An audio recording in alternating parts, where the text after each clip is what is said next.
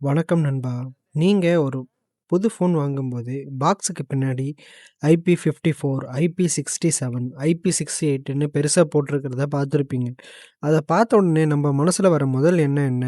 அடடா! சூப்பர்ப்பா! நம்ம ஃபோன் இனிமே சப்மரைன் மாதிரி தண்ணிக்குள்ள போட்டு நீச்சலே அடிக்கும்ல அப்படிதானே? ஆனா உண்மையிலேயே ஐபி ரேட்டிங் இருந்தா ஃபோன் தண்ணிக்குள்ள போட்டு விளையாடலாமா? இல்ல மழை, தூசு தெரியாம டீ கொட்டுனா ஃபோன் தாங்குமா? இதுக்கு பின்னால இருக்கிற அறிவியல் மற்றும் மார்க்கெட்டிங் ட்ரிக்ஸ் என்னன்னு இந்த வீடியோல ரொம்ப சிம்பிளா பார்ப்போம்.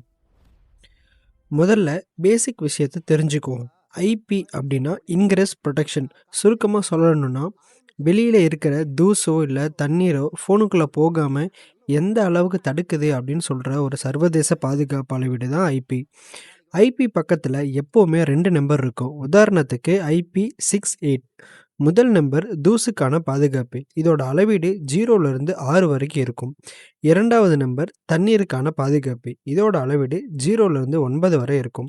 நம்பர் பெருசாக பெருசாக பாதுகாப்பு அதிகம் அப்படின்றது அர்த்தம். இப்போ இத தெளிவா பார்ப்போம். முதல் நம்பர் 6. அதாவது நீங்க 6ன்னு பார்த்தீங்கன்னா, அதுதான் உச்சகட்ட பாதுகாப்பு தூசுக்காக. ஒரு சின்ன மணல் துகள் கூட ஃபோனுக்குள்ள போகாது. பட்ஜெட் ஃபோன்கள்ல 5 இருக்கும். அதாவது தூசு போகலாம். ஆனா ஃபோன் வேலை செய்யும். 2வது நம்பர் தண்ணீருக்கான பாதுகாப்பு. 4 அப்படின்னு இருந்தா லேசான மழைத்துளி அல்லது வியர்வை மட்டுமே தாங்கும். ஒரு 5, 6ன்னா சின்ன சின்ன மழைத்துளிகள், வியர்வை போனாலும் ப்ராப்ளம் இருக்காது. இது 7லேருந்து 8 வரைக்கும் இருந்தா ஃபோன் ஒரு 1 மீட்டர்லேருந்து ஒரு 1 1/2 மீட்டர் இருக்க தண்ணீல ஒரு 30 நிமிஷம் மூழ்கினா கூட தாங்கும். இப்ப வர IP69 அதிக சூடான மற்றும் பிரஷரான தண்ணீரை கூட தாங்கும் அளவுக்கு ஸ்ட்ராங்கா வடிவமைக்கிருக்காங்க. ஆனா நண்பா, இங்க தான் ஒரு பெரிய ட்விஸ்ட் இருக்கு. நல்ல தண்ணி வர்சஸ் உப்பு தண்ணீர். லேப் டெஸ்ட்ல பண்றது எல்லாமே சுத்தமான நல்ல தண்ணீர்ல மட்டும் தான் டெஸ்ட் பண்ணுவாங்க. நீங்க பீச்சுக்கு போய் மெரினா கடல் தண்ணியிலயோ இல்ல குளோரின் கலந்த நீச்சல் குளத்திலயோ ஃபோனை முக்குனீங்கன்னா, ரப்பர் சீலெல்லாம் அரிச்சு உடனே உங்க ஃபோனே வீணாயிடும். 2வது முக்கியமான விஷயம், லிக்விட் டேமேஜுக்கு வாரண்டி கிடையாது.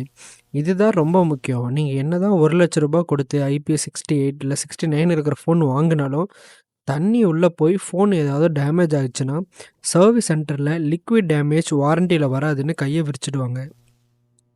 3வது விஷயம், பழைய ஃபோன்கள். ஃபோன் கீழ விழுந்து சின்னதா வளைஞ்சிருந்தாலோ, இல்ல நீங்க ஒரு 2, 3 வருஷம் தொடர்ந்து அந்த ஃபோன யூஸ் பண்ணியிருந்தாலோ, உள்ள இருக்கிற அந்த வாட்டர் ப்ரூஃப் கம் பலவீனமாயிடும். அதனால பழைய ஃபோன நம்பி தயவு செஞ்சு தண்ணி பக்கத்துல போயிடாதீங்க. ஸோ, சுருக்கமா சொல்லணும் அப்படின்னா, ஐபி ரேட்டிங் இருக்கிறது உங்க ஃபோன ஆபத்திலிருந்து காப்பாத்துறதுக்கு மட்டும் தானே தவிர, அத வச்சு நீச்சல் குளத்திலயோ, இல்ல அண்டர் ஃபோட்டோ ஷூட் பண்றதுக்கோ இல்ல. கம்பெனிக்காரங்க என்னதான் விதவிதமா தண்ணீல வச்சு ஃபோட்டோ எடுக்கிறத காட்டி நம்ம ஆசைய தூண்டினாலும், அதனால ஃபோனுக்கு எந்த பாதிப்பு ஏற்பட்டாலும் கம்பெனியோட வாரண்டிலயும் கிளைம் ஆகாது. என்னுடைய நெறைய நண்பர்கள் இதே மாதிரி தண்ணீல போட்டு ஃபோட்டோ எடுக்கிறேன்னு சொல்லி சாம்சங்கோட எஸ் சீரிஸ்லேருந்து ஐஃபோன் வரைக்கும் உள்ள போட்டு மதர் போர்டே போகி புது ஃபோனே மாத்துற அளவுக்கான பிரச்சனைகள்லாம் நான் பார்த்துருக்கேன். ஸோ திடீர்னு இந்த ஐபி ரேட்டிங் எல்லாமே திடீர்னு ஒரு மழை வருது. சேஃப்டிக்கு எதுவும் இல்ல. தெரியாம ஒரு டேபிள்ல ஒரு காஃபி கொட்னா ஃபோன் தப்பிக்கும்ன்ற தைரியமா இருக்கிறதுக்கானே தவிர, தண்ணிக்குள்ள போட்டு எடுக்கிறது கிடையாது. ஸோ ஐபி ரேட்டிங் மேல எப்பவுமே ஒரு கண்ணு வச்சுக்கோங்க. உங்க புரிஞ்சதா? ஃபோன்ல என்ன ஐபி ரேட்டிங் இருக்கு? IP54 இல்ல 68 இல்ல நோ ரேட்டிங்கா? என்னன்னு கமெண்ட் செக்ஷன்ல சொல்லுங்க. இந்த தகவல் பயனுள்ளதா இருந்தா ஒரு லைக் பண்ணிட்டு, ஃபோன தண்ணீல கழுவுற உங்க நண்பர்களுக்கு இந்த வீடியோவ ஷேர் பண்ணுங்க. மறக்காம நம்ம சேனலுக்கு சப்ஸ்கிரைப் பண்ணிட்டு, அந்த பெல் ஐகானையும் தட்டி விட்டுருங்க. அடுத்த ஒரு அருமையான டெக் வீடியோல சந்திப்போம். நன்றி, வணக்கம்.